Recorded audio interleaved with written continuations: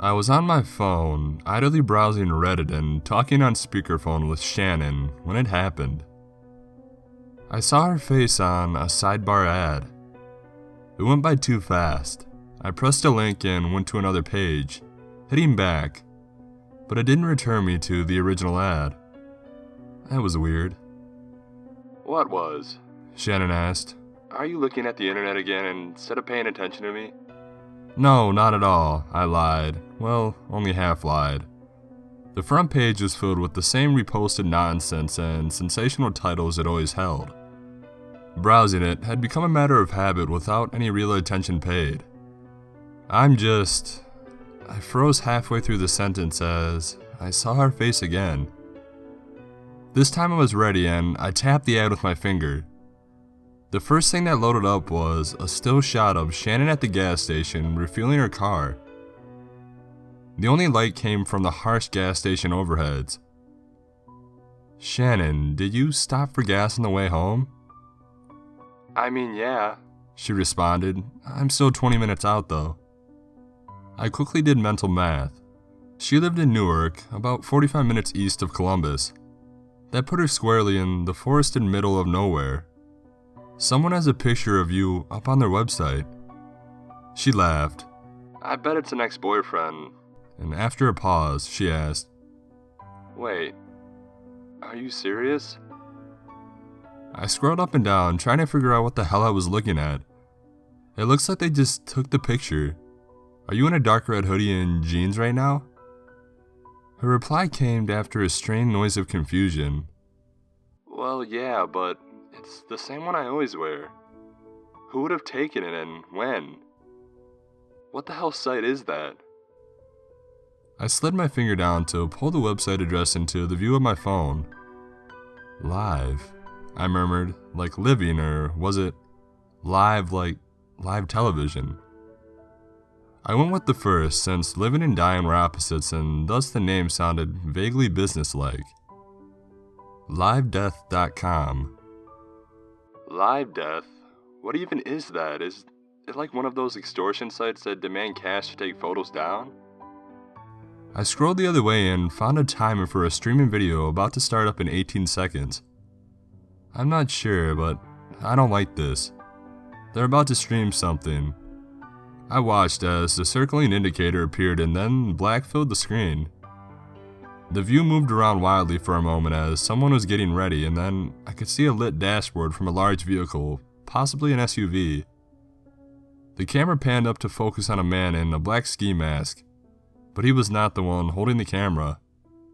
Alright, folks, he said with excitement as he drove. His voice was ever so slightly distorted. This is our first run for our new site. We're going to show those assholes who's boss, really give them something to fear. While using his other hand to guide the steering wheel, he held up a phone with the gas station picture of Shannon on it. This is our first target. We're about 2 minutes behind her, but catching up fast. It's a straightaway and there are no turnoffs for the next 6 miles, so we won't lose her. The unseen cameraman turned the view to show the night-clad road rolling under their headlights ahead of the black painted hood. I heard it click and the headlights went off. That distorted voice said, "Night mode, baby. She'll never see us coming." My blood ran cold. Shannon. What is it? Did you figure out what's going on? Shannon, I said again, unable to process what I was seeing. There are men in ski masks in a black SUV with the lights off coming up behind you on the road. What? She sounded half humored and half terrified. What are you talking about? The distorted voice said, "Payback is gonna be sweet. They think they're gonna be better than us, but we'll show them." "Shannon," I shouted at the phone, "get off the road. They tagged you at the gas station and they're coming after you." Are you serious? Yes, I'm watching their live stream right now. How is that even possible?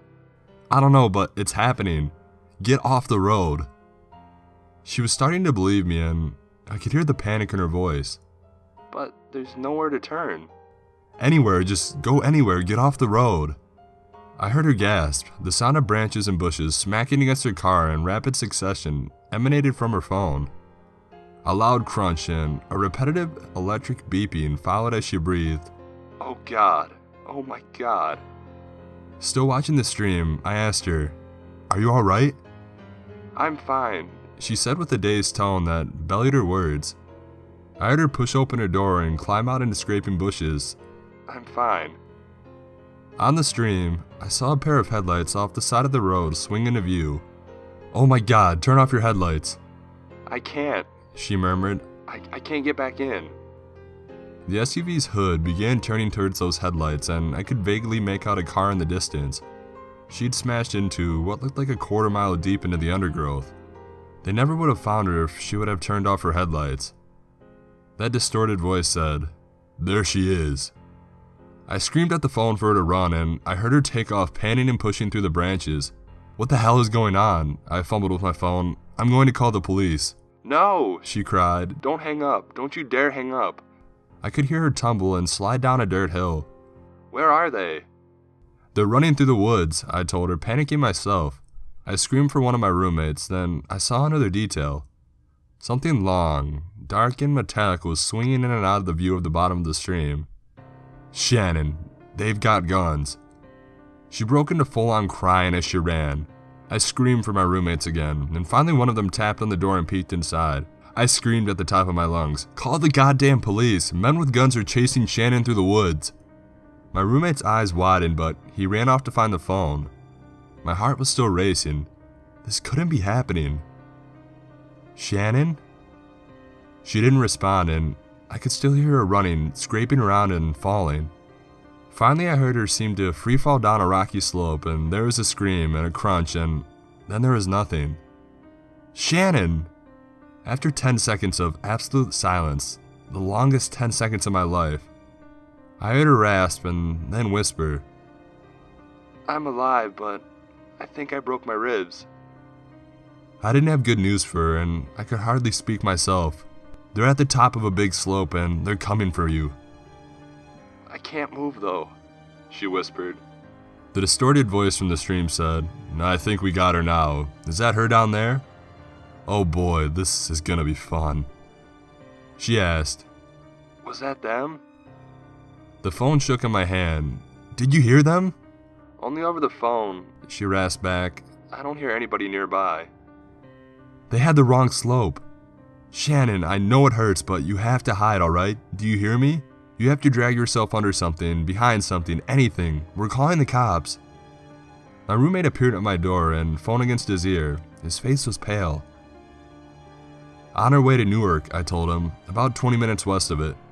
He nodded and began answering questions I couldn't hear. The only noises from the phone were of Shannon dragging herself through the leaves and dirt while sobbing. "There she is!" the distorted voice shouted, and the cameraman took off running along the forest floor alongside him. I couldn't move, and I couldn't breathe. My roommate was crying while talking to the police, and I just stared at the stream. Please no, please no, please no, oh God. There was a human form on the ground in the dark, and the form was wearing a red hoodie. "Shannon, they see you, they're running at you."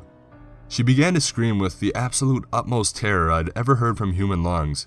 The two masked men in the video ran right at the person on the ground, grabbed her forcefully, and began to turn her over. And suddenly, the stream froze. I looked up at my roommate in confusion and horror. He moved close to look at the frozen video. I asked tentatively, "Shannon?" With the speaker right up to my ear, I listened. I could hear her pain breathing, and after nearly 10 seconds she forced out, I don't see them. I lowered the phone and looked at the frozen video. Text had appeared across it. "Like the video? Only $5.99 to unlock the rest." I swallowed a lump in my throat, and my roommate asked me, "What the fuck is this?" While Shannon kept struggling to breathe on the other end, I scrolled down to a new section of the site that had not been available before. Here at livedeath.com, we use information and pictures from your phone and Facebook profile to auto-generate scary videos. It's the ultimate in targeted marketing. Did you enjoy the 2 men in ski masks? Choose from a wide range of selections. I was still shaking, but now for a very different reason. Below the words was the picture of a masked man holding up his phone like he had at the start of the stream. The phone screen was blank blue, and then the series of different people appeared in it.